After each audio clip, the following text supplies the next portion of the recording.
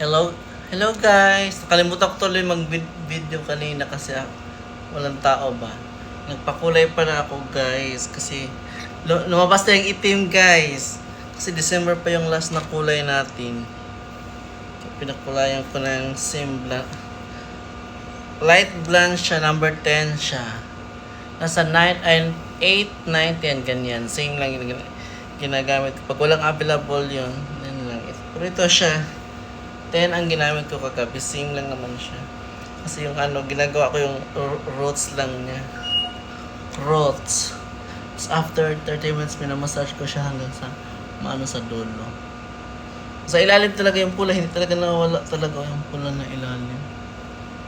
Kailangan talaga i-bleach yata ito siya. Tanggal. Kasi pag itim guys, para tayong angkol. Pag itim kasi matapang yung mukha natin guys, di ba yung black. Matapang. At yung blonde, malambot.